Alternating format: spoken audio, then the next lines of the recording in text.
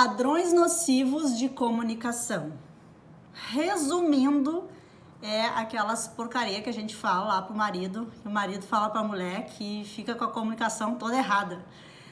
Mas é um nome bonito, né? Padrões nocivos de comunicação, achei chique. Basicamente, é aquelas coisas que a gente fala meio sem pensar. Na verdade, não sei nem se é sem pensar, né? É aquela coisa que a gente fala meio atravessado e que isso acaba sendo recorrente. E toda a comunicação entre o casal fica atravessada. Dr. Gary Chapman fala resumindo, é o jeito de falar entre o casal, tá? A gente pode identificar esse padrão nocivo pelo casamento dos pais. Então ele diz que é uma boa forma a gente olhar para os pais, como eles se comunicavam, se a gente não está repetindo o padrão e se comunicando da mesma forma. E o padrão nocivo é um padrão ruim, né? Já diz o nome.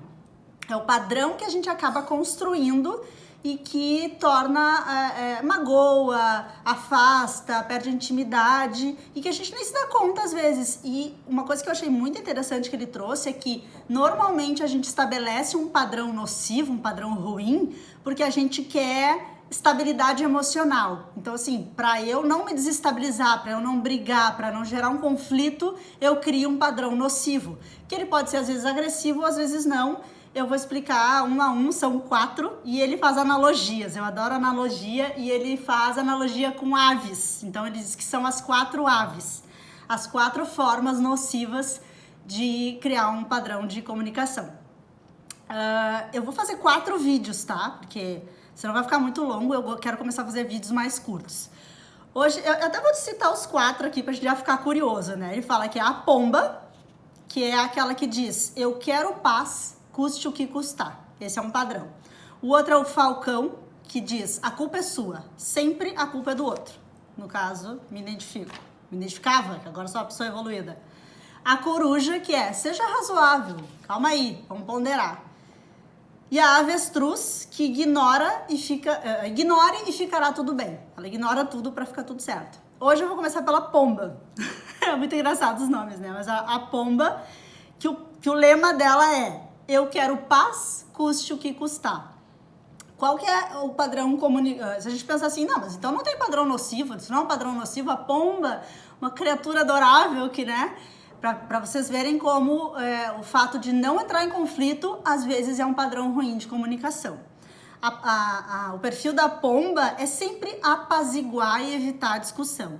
É aquela pessoa que um dos dois normalmente né, no casal, que ela sempre, na hora, antes de criar uma discussão ou na hora de uma decisão, ela sempre, não, por mim tá tudo bem. Como tu escolher, pra mim tá tudo certo. O que tu preferir, pra mim tá bom. Ela nunca, é aquele legítimo que nunca tem boca pra nada. Sempre pra ele tá tudo bem, ou pra ela, né? Ela ou ele é o padrão de que sempre pede desculpa, então ela coloca lá uma coisa na discussão e aí se o outro vem contra, não, desculpa, eu tô errado, não, esquece tudo. Percebam que ela nunca discorda de nada. E o fato de não discordar de nada é um padrão nocivo, porque o outro começa, e a gente não sabe qual é o padrão do outro, tá? Mas ele começa a achar e se sentir indiferente no casamento. Tipo assim, sempre que a gente precisa decidir alguma coisa, que pode ser que a gente entre num embate, que precisa tomar uma decisão, que tu vai botar o teu ponto de vista e eu vou botar o meu, pode haver uma questão que outra que a gente precisa resolver, mas a forma com que tu comunica isso é determinante pra gente chegar numa solução de forma legal, né, que fique bom pros dois lados.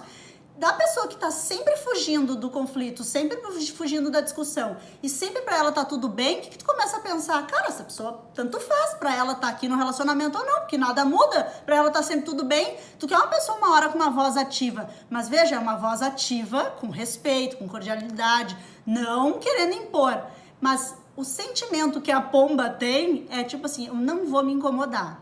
Então ele traz um exemplo aqui bem legal, de uma separação, de um casal que se separou com 25 anos de casamento, eles se separaram, a esposa abandonou ele e ele ficou pensando, gente, mas o que aconteceu? Eu sempre sou aquela pessoa que sempre concordo com tudo, não tenho boca pra nada, nunca tenho conflito nenhum. Qual que é o problema? Qual que é a consequência de não se posicionar nunca?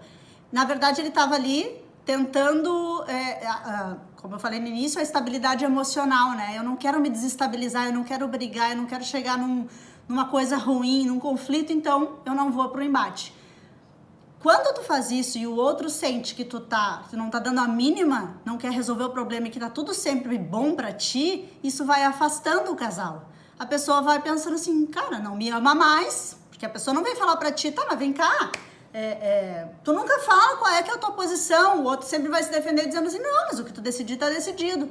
Só que tu começa a nem levar mais a discussão pra situação, porque tu sabe que o outro não vai se posicionar e a pomba achando que isso é bom, evitar um conflito é bom e não chegar numa discussão é bom, eu não resolver o problema é bom e deixar na mão do outro, o outro vai se sentindo tão mal, tão insignificante, tão indiferente, que ele diz assim, e isso vai afastando, né?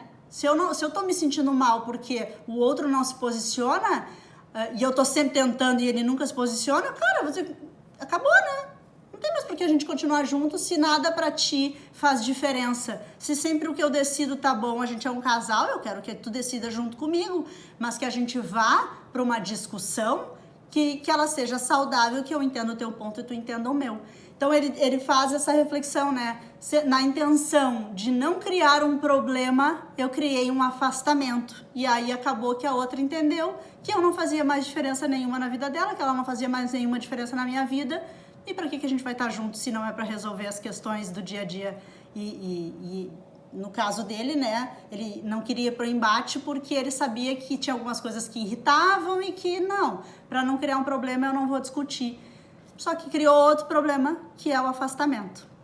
Então avalia aí se não é o teu padrão, tá? Porque óbvio que às vezes vai acontecer da gente ser uma pomba, né? Em algum momento, tipo assim, cara, eu só muitas vezes faço isso. Não, aí eu não vou discutir porque eu não tenho argumentos, eu não vou saber me colocar, hoje eu não vou falar nada. Beleza, mas é hoje. Normalmente não funciona assim. Então é saber fazer as escolhas certas para que isso não vire um padrão. Se isso virar um padrão, se torna ruim. Tu usar isso de vez em quando tá tudo certo.